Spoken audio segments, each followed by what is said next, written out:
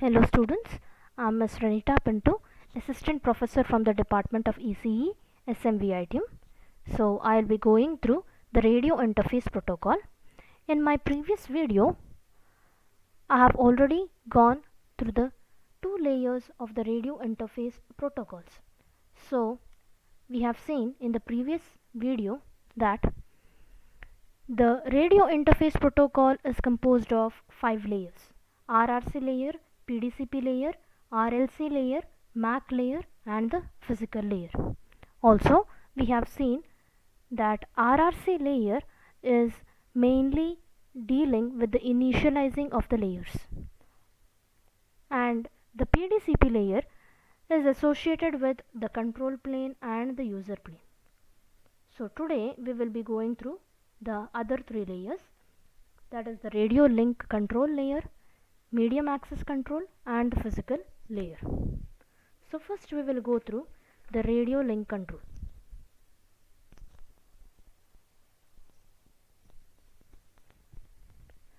RLC layer performs segmentation and concatenation on PDCP PDUs based on the size mentioned by the MAC layer.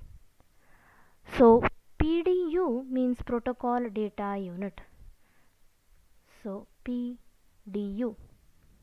I'll tell you what is a PDU first. So PDU means packet outputs of a layer. So packet output of a layer is called as protocol data unit or PDU.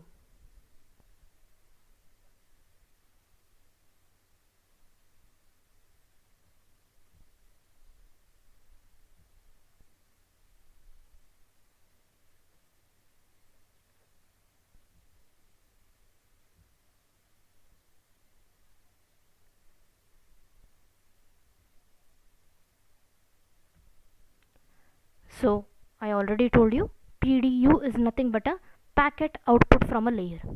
So packet output from a layer is called as protocol data unit or a PDU.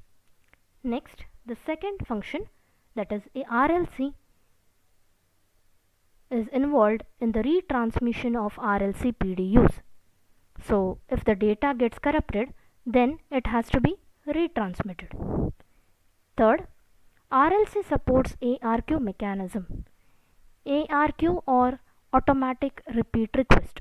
So you already know ARQ is responsible for handling any errors. Next, in sequence delivery of RLC packets.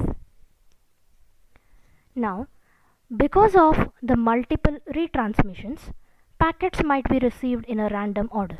So all the packets have to be reordered again before forwarding it to the other layer.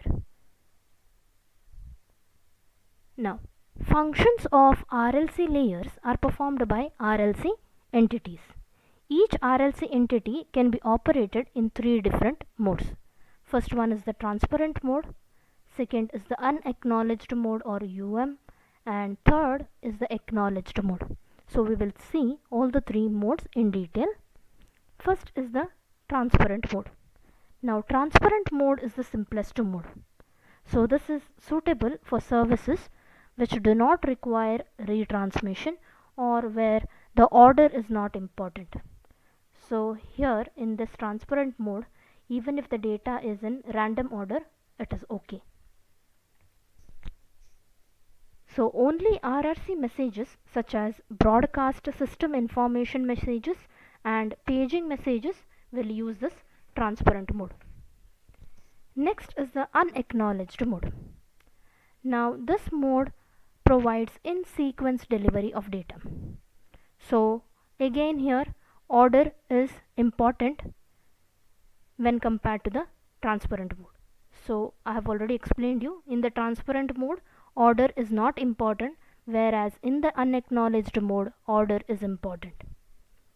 But in the unacknowledged mode, here retransmission of the lost data is not required. Third one is the acknowledged mode.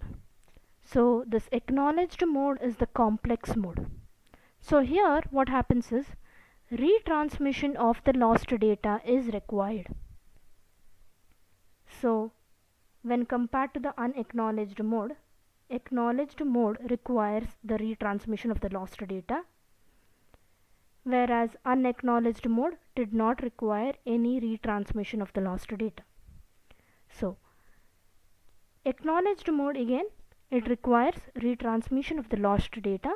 So hence this mode is mainly used by delay sensitive or error tolerant applications. Next we will go to the MAC layer, medium access control. This layer performs multiplexing and demultiplexing of logical channels to the transport channel. At the E node B, it multiplexes and prioritizes various user equipments. Also, at the user equipment, it multiplexes and prioritizes various radio bearers associated with the user equipment. It provides services to the RLC layer. So this MAC layer provides services to the RLC layer through logical channels, and it accesses the data transfer services provided by this physical layer through transport channels. So this is the function of medium access control. Also, the medium access control, it also has another function, that is padding of the MAC PDU. So if the data is not filled completely, then padding is also done here.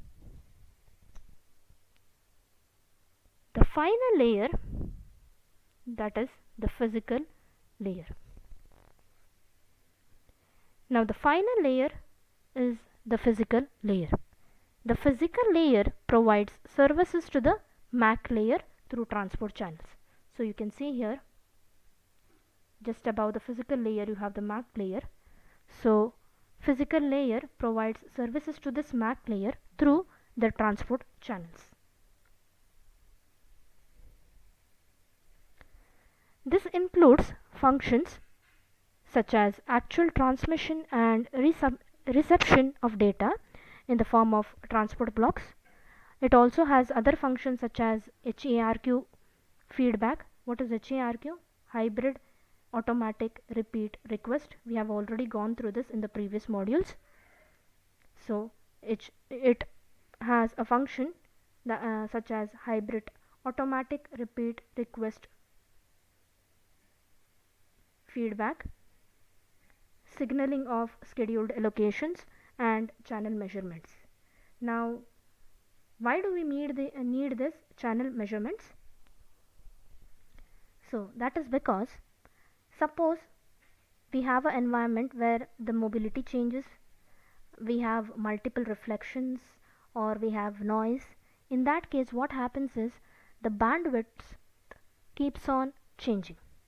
So in order to know the current bandwidth and also to know the quality of the channel measurement is required. So this is done by using the physical layer. So thank you.